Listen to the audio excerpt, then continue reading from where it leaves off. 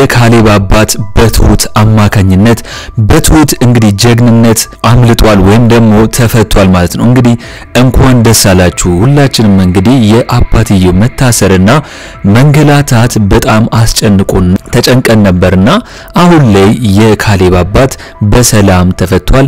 እንኳን ደስ አላችሁ። እንግዲህ እኛም እንግዲህ በጣም ደስ ብሎናል ማለት ነው። ትሁቴ አሁን ላይ ያደረገችው ነገር በጣም የሚገርም ነገር ነው።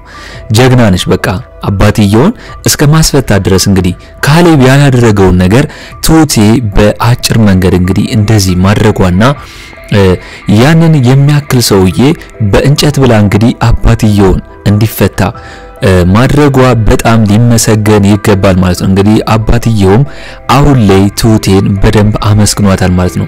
እንግዲህ ይህ የተፈጠረው ነገር እንዴት ነው? ዳኒ ራሱንም ፈቶ አባትየውን እንግዲህ ፈቶ ለማምለጥ ሲል ነው እንግዲህ የቲና አጋች ሁለቱንም እንግዲህ በቦክስ የዘረራቸው ማለት ነው። ያኔ እንግዲህ ቲናን ተከታትላ ስለነበር ትሁቴ እንግዲህ ያንን ሰውዬ ባትመታው ኖሮ ወይም ደግሞ ትሁቴ ቲናን ባትከታተላት ኖሮ አባትየው እዚህ እንደዚህ አይፈታም፣ ነፃነቱን አያገኝም ነበር ማለት ነው። ስለዚህ አሁን ላይ በትሁት ጀግንነትና በትሁት እንግዲህ ብልሃተኝነት ምክንያት አባትየው እንዲፈታ አድርጋለች። በጣም ነው ደስ ያለች። እስቲ ትሁቴ የተመቻችሁ የትሁቴ ጀግንነት ወይም ደግሞ ትሁቴ ያደረገችው ተግባር በጣም ደስ ያላችሁ ሁላችሁም እስቲ ይህንን ቪዲዮ ላይክ በማድረግ ጀምሩ። እንግዲህ ቲና የራሷን መንገድ እንግዲህ አባትየውን እንደገና የሆነ ነገር ለማድረግ ብትፈልግም አሁን ግን ዳኒ እንግዲህ የሷን ስራ ሊከታተላት ነው ማለት ነው። ነገር ግን አሁን ላይ የካሌብ አባት ዳኒን እንግዲህ አስደንግጦታል ማለት ነው። አግኝቶት አሁን ላይ ዳኒ አባትየውን እንደሞተ ነው የሚያስበው። ምክንያቱም ቲናም አጋቹ አባትየውን እንደገደለው ስለነገረችው ለዳኒ አሁን ላይ ዳኒ አባትየው ሞቷል ብሎ እንግዲህ ለትሁቴም ነግሯት ነበር ማለት ነው። ነገር ግን አሁን ላይ የካሌብ አባት ዳኒን እንግዲህ አግኝቶታል ማለት ነው። ስለዚህ አሁን ላይ ዳኒ አባትየው እንዳልሞተ ያረጋግጣል ማለት ነው። አሁን ላይ ዳኒ እንግዲህ አባትየው ዳኒ ስላገኘው ዳኒ ለቲና አባትየው እንዳልሞተ ይነግራታል ብዬ አላስብም። ምክንያቱም የሷን ሴራና የሷን ተንኮል በደንብ ስለሚያውቅ ከዚህ በኋላ እንግዲህ ከቲና ጋር ሳይሆን ከካሌብ አባት ጋር የሚሆን ነው የሚመስለኝ ማለት ነው። እስቲ እናንተ በዚህ ጉዳይ ሐሳብ አስተያየታችሁን ኮሜንት ላይ አስቀምጡልኝ። አሁን ላይ አባትየው እንግዲህ ዳኒን አግኝቶታል። ስለዚህ የካሌብ አባት ዳኒን እንግዲህ ያመሰግነዋል ስለሁሉም ነገር ለሱ ብሎ ብዙ መስዋዕትነትን ዳኒ ስለከፈለ አሁን ላይ እንግዲህ በጣም ነው የሚያመሰግነው ማለት ነው። እንግዲህ ሽልማትም ሊሰጠው ይችላል ብዬ ነው ማስበው። እሱ ከኤደን ጋር በፍቅር ለመኖር ካሰበና ብዙ እንደዚህ ጠላትነት ማይሆን ከሆነ አባትየው ዳኒን በጣም ነው የሚያከብረው። ከዚህ በኋላም እንግዲህ ክፉ ስራ ከቲና ጋር እንዳይሰራ በደንብ ይመክረዋል። ከኤደን ጋር በሰላም እንዲኖሩ ያደርጋል ብዬ ነው ማስበው። እናንተም በዚህ ጉዳይ ሐሳብ አስተያየታችሁን ኮሜንት ላይ አስቀምጡልኝ። እንግዲህ ዳኒ ሲነሳው ላይ እንግዲህ ሁሉም ነገር እንደዛ ሆኖ ነው የጠበቀው። ምክንያቱም ዳኒ አባትየውን ለማትረፍና እሱን እንግዲህ ነፃ ለማውጣት ቢፈልግም ነገር ግን የቲና አጋች እሱንም መቶታል ማለት ነው፣ ዘርሮታል። ስለዚህ ዳኒ የሚያስታውሰው ነገር አሁን ላይ ምንድነው አባትየውን የቲና አጋች እንደመታውና ተጨማሪ ደግሞ እሱንም እንደመታው ነው ማለት ነው። ነገር ግን እሱ ሲነሳ አሁን ላይ ቲና እንግዲህ ነው የቀሰቀሰችው። ማንም የለም፣ አጋቹም የለም፣ አባትየውም የለም። ስለዚህ ዳኒ እየጠረጠረ ያለው እንግዲህ ወይ አጋቹ ራሱ አባትየውን ሌላ ቦታ ይዞት ደብቆታል ወይም ደግሞ ሌላ የተፈጠረ ነገር አዲስ ነገር እንዳለ ነው ለቲና እየነገራት ያላት። ቲና አሁን ላይ ስትመጣ እየተደረገው ነገር ግራ ገብቷታል። ምክንያቱም አባትየውም አጋቹም ሳይኖር ሲቀሩ ቲና እየጠረጠረችው ያለችው እንግዲህ አጋቹ የሆነ ነገር እንዳደረገ ነው የሚሰማት። ዳኒ አሁን ላይ ምንድነው ያደረገው? አባትየው ላይ መልጥ ሲል እንግዲህ እንትን ሊይዘው እንደሞከረና የዛኔ ደግሞ አጋቹ እሱን እንደመታው ነው እየተናገረ ያለው። ነገር ግን አጋቹ አሁን ላይ ግራ ገብቶታል። ቲና ሌላ ሰው እንግዲህ ይሄንን ቦታ እንደማያውቅና እንግዲህ ከሱና ከሷ ውጪ ይሄን ቦታ ካወቀ እንግዲህ እንደማይለቃት ነግሯት ነበር። ስለዚህ አሁን ላይ አጋቹ ሲነቃ ዛ ቦታ ዳኒ ብቻ እንደሆነና ሰውየውም እንዳልነበረ ካወቀ በኋላ ነው የተሰወረው ማለት ነው። ምክንያቱም የሆነ ሰው መጥቶ ከጀርባው ስለመታው አንድ ሰው እንግዲህ ቲና የላከችበት ነው የመሰለው። ስለዚህ አጋቹ እያሰበ ያለው ቲና የሆነ ሰው ቀጥራ እሱን እንዳስመታችውና አባትየውን እንዳስመለጠችው ነው እያሰበ። ነገር ግን ቲና ለአጋቹ ነግረዋለች ይሄንን ነገር ምንም እንደማታውቅና ነገር ግን ይሄንን ስራ እስካልሰራላት ድረስ ብር እንደማትከፍለው ነግሯለች ማለት ነው። አሁን ላይ ግን አጋቹ ቲና ይሄንን ነገር እንዳደረገችው ስለሚሰማውና ስለ እሱ የሚያስበው ይህ ስለሆነ አሁን ላይ ቲናን ምን እንዳላት ይታወቃል። እንግዲህ አባትየውን ራሱ እንደገደላትና አስከሬኑንም የሚሰጣት እንግዲህ ሙሉን ብሩን ከሰጠችው እንደሆነ ነው እየነገራት ያለው ማለት ነው። አሁን ላይ አባትየው እዛ ቤት መግባት ያልፈለገበት ምክንያት ምንድነው? ጠላቶቹን በደንብ ማወቅ እንዳለበትና በሩቁ ሆኖ እንግዲህ ይህንን ነገር ማስተካከል እንዴት መቻል እንዳለበት ስላሰበ ነው እንግዲህ እዛ ቤት ርቆ ከትሁቴ ገንዘብ ተቀብሎ እንግዲህ ለብቻው ያለው ማለት ነው። ስለዚህ አሁን ላይ አባትየው ፈጣሪውን አመስግኗል። ምክንያቱም ከዛ ነገር በአንዴ እንዴት እንደወጣ ከሞት እንደተረፈና ስለዚህ አሁን ላይ አባትየው እንግዲህ ቲናንም ሆነ አጋቹን ለፈጣሪ ትቷል ማለት ነው። እነሱን ለመበቀል አልፈለገም። እሱን ሁሉንም ነገር ለፈጣሪ ትቷል። እንግዲህ ቲና በዚህ እድሜው ነው እንግዲህ ያንገላታቸው ያለችው ለብርና ለገንዘብ ለጥቅም ብላ ማለት ነው።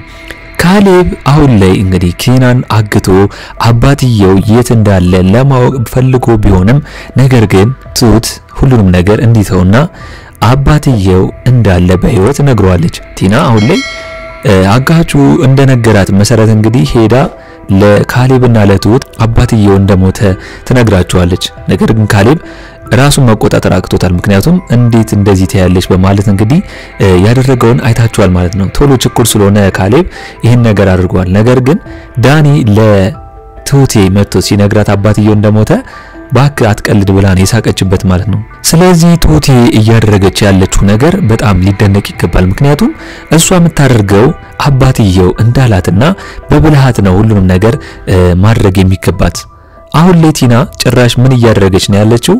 ለአባትየው መሞቱን ፌክ እያሰራችና እንግዲህ ቤተሰቡ እንዲያምኑ እያደረገች ነው። ስለዚህ አባትየው ከሞተች ከካሌብ ጋር በሰላም እኖራለሁና ገንዘብን ውርሱንም ወስዳለሁ ብላ የምታስብ ሰው ነች ማለት ነው።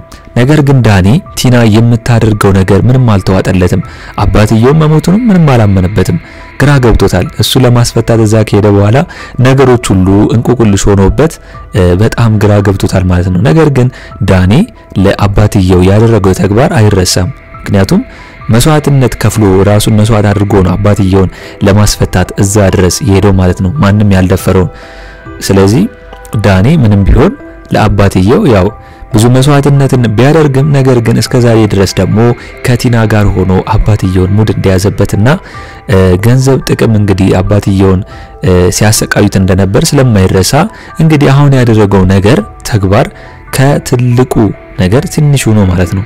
ያደረገው በጣም ትንሽ ተግባር ነው። ስለዚህ አሁን ላይ ዳኒ ለአባትየው የሚቆረቆርና የሚያስብ ከሆነ ከቲና ጋር መስራት ማቆም አለበት።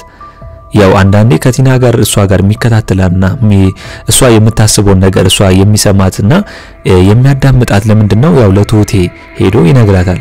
ምክንያቱም ዳኒ የሚፈልገው ከኤደን ጋር እንደገና ተታርቆ መኖር ነው፣ ኤደንን በጣም ስለሚወዳትና ስለሚያፈቅራት። ስለዚህ ትሁቴም ይሄንን ቃል ስለገባችለት አሁንም ያንን ሚሽን አልጨረሰም። እንደገና ቲና አዲስ ነገር እያሰበች ነው የምትገኘው። የሞት ወረቀቱን ፎርጀር አሰርታ መታለች። አሁን ደግሞ ሌላ ያሰበችው ነገር አለ፣ ግን ለዳኒ አልነገረችውም። ዳኒ ግን ቲና መከታተሉን ካላቆመ አሁንም ቲና አዲስ ያሰበችውን ነገር ሰምቶ እንግዲህ ለትሁቴ ይነግራታል ብዬ ነው ማስበው።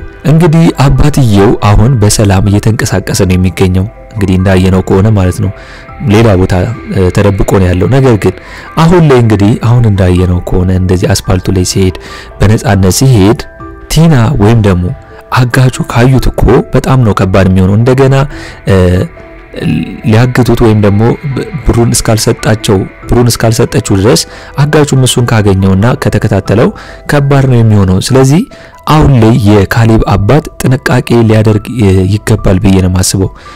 ከዚህ በፊት ያደረጉት ነገር ማይረሳና ሚፈልግ እስከሆነ ድረስ አሁን ላይ አባትየው በጥንቃቄ መንቀሳቀስና ካስፈለገም ደግሞ እንግዲህ ትሁቴ ሁሉም ነገር እየሄደች የምትሰጠው ቢሆን አሪፍ ነው ብዬ ነው ማስበው። እስኪ እናንተ በዚህ ጉዳይ ሐሳብ አስተያየታችሁን ኮሜንት ላይ አስቀምጡልኝ። ሌላው ጉዳይ ምንድነው እንግዲህ እንዳየነው የካሌብ ነገር ችኩልነቱና አለመረጋጋትነቱ ወዳልተገባ አቅጣጫ ቲናን አግቷት እንግዲህ አባትየው የት እንዳለ ለማድረግ ቢሞክርም ትሁቴ ካሌብን በማረጋጋት አባትየው እንግዲህ ነፃ እንደሆነና እሷ እንደምታቀው የት እንዳለ ነግሯለች። እንግዲህ ካሌብ እሱን ለማየት ቢፈልግም ነገር ግን ይሄ ነገር በጥንቃቄ መደረግ እንዳለበትና ቲናም እንደሞተ ኤደንም ዳኒም እንደሞተ ስለሚያስቡ እንግዲህ እነሱን በጥንቃቄ አሁንም ያስቡት ነገር ምን እንደሆነ አሁን ላይም ለአባትየው ያላቸው አመለካከትና እንደገና ደግሞ ወደፊት ያላቸው ምን ለማድረግ እንዳሰቡ እነሱን ሁሉ እንግዲህ ትሁት በጥንቃቄ ማድረግ እንዳለበት ነው ለካሌብ የነገረችው። ካሌብ በጣም ብዙ ጊዜ አባትየውን እዚህ እስከመድረስ ያደረሰውም እሱ ነው። ምክንያቱም ሚስቱ ነች፣ አባትየው ቤት ነው ያለችው። እንደገና ደግሞ አባትየው ቤት እያለች ደግሞ አባትየውን ለመግደል በጣም ብዙ ጊዜ እንደዚህ አድርጋለች። ስለዚህ ካሌብ እስከዛሬ ድረስ ምንም ስራ አልሰራም ብዬ ነው ማስበው። በአይኑ በብረቱ ያን ሁሉ ነገር ሲፈጠር ሲያይ ሞባይል አለው፣ በሞባይል ቀርጾ ቲናን እኮ እስር ቤት ማስገባት ይችላል። የመጀመሪያው ነገር። ሁለተኛ ደግሞ ሁለት ምስክር ናቸው፣ ትሁቴም እንደገና ካሌብም የቲናን እንግዲህ ወንበዴነትና ገዳይነት ያቃሉ ሁለቱም ማለት ነው። ሲያሰቃዩት ብዙ ጊዜ አይተዋል። ስለዚህ ሁለት ምስክር ካለ ደግሞ ፖሊስ ምንም ቢሆን ቲናን በቁጥጥር ስር ሊያውሏት ይችላሉ ብዬ ነው ማስበው። ስለዚህ አሁን ላይ ፊልሙ ላይ ፖሊስ ቢገባና ቲናን እንግዲህ ባደረገችው ነገር እንድትጸጸትና ይሄን ነገር አላግባብ እንደሆነ ብትያዝ በሰፊው ይሄ ነገር ያስተምረናል ብዬ ነው ማስበው። እስኪ እናንተ ቲና በፖሊስ እንግዲህ ባደረገችው ነገር ተይዛ ወይም ደግሞ ካልሆነ ደግሞ ራሱ አጋቹ ቲና እንግዲህ ባደረገችው ነገር ወይም ብሩን ስላልከፈላት ራሱ እንግዲህ አግቶ ሲጫወትባት ማየት የናፈቃችሁ ሁላችሁም እስቲ ሐሳብ አስተያየታችሁን ኮሜንት ላይ አስቀምጡልኝ። ዳኒ አሁን ላይ ግራ በመጋባት ውስጥ ነው ያለው። የተፈጠረው ነገር እንግዲህ ምን እንደሆነ ሊያስታውስ አልቻለም። እሱ የሚያስታውሰው ምንድነው አጋቹ እንግዲህ ሁለቱንም መዘረሩን ነው የሚያውቀው። ከዛ በኋላ ግን ምን እንደተፈጠረ ምን እንደሆነ ማየት አልቻለም። አሁን ላይ ዳኒ ፈርቷል። ምክንያቱም አጋቹ እኔንም ቢይዘኝ የሆነ ነገር ያደርገኛል ብሎ እየፈራ ነው የሚገኘው። አጋቹ ደግሞ ከቲና ጋር ያለውን ግንኙነት አቋርጧል። ከዚህ በኋላ ለሷ የሚሰራላት አይመስለኝም። ነገር ግን አሁን ላይ ቲና ያቀደችው አዲስ እቅድ አለ በአባትየው ጉዳይ። ምክንያቱም አባትየው እንዳልሞተ እሷም የምታውቅና ፎርጅድ እንግዲህ አሰርታ ለቤቱ የምትሰጣቸው ከሆነ አባትየውን በስተመጨረሻ እንዲሞት ስለምትፈልግ መጨረስ ነው አላማዋ ማለት ነው። ስለዚህ አሁን ላይ ቲናን ዳኒ እሷን ቅርብ ርቀት በመከታተል አሁን ያሰበችውን እቅድ ማወቅ አለበት ብዬ ነው ማስበው። ዳኒ ለራሱ ሲል ኤደንን እንዳያጣትና እንግዲህ ትሁቴም እንዳለችው አባትየውን የምታገኝለት ከሆነ ከኤደን ጋር እንደምታስታርቀው ቃል ስለገባችለት ለሱ ሲል እንግዲህ ዳኒ ይህንን ነገር እንግዲህ በዋነኝነት መጨረስ አለበት ብዬ ነው ማስበው። ቲናን እንግዲህ ብቻዋን ይሄን ነገር ለመስራት ለሱ ሳትነግረው በሚስጥር የምትሰራው ነገር ሁላ ከባድ እንደሆነና ይሄን ነገር እስከዛሬም ድረስ ሳትነግረው በመጨረሻ ጊዜ እንደነገረችው ዳኒ ስላወቀ ዳኒ ቲናን ከተከታተላት አሁንም ድረስ የምታደርገው አዲሱንም ነገር ያውቅባታል ብዬ ነው ማስበው። እናንተም እስቲ በዛሬው ትሁት ያያችሁትን የተሰማችሁን እስኪ ሐሳብ አስተያየታችሁን በኮሜንት ማድረሳችሁን እንዳረሱ። እንግዲህ የዛሬው አስተያየቴ ይህንን ይመስል ነበር። ትሁት ክፍል 43 ቶሎ እንደተለቀቀ እኛም በኮሚኒቲ ፖስታችን ስር ወዲያው ለእናንተ የምናስቀምጥላችሁ ይሆናል ማለት ነው። ለቻናሌ አዲስ ከሆናችሁና እስካሁን ሰብስክራይብ ያላደረጋችሁ ካላችሁ ሰብስክራይብ የምትለዋን በተን በመጫን ቤተሰብ እንድትሆኑን በአክብሮት እንጋብዛለን። በቀጣይ ክፍል እስከምንገናኝ ድረስ መልካም ቆይታ ይሁንላችሁ። ባይ ባይ።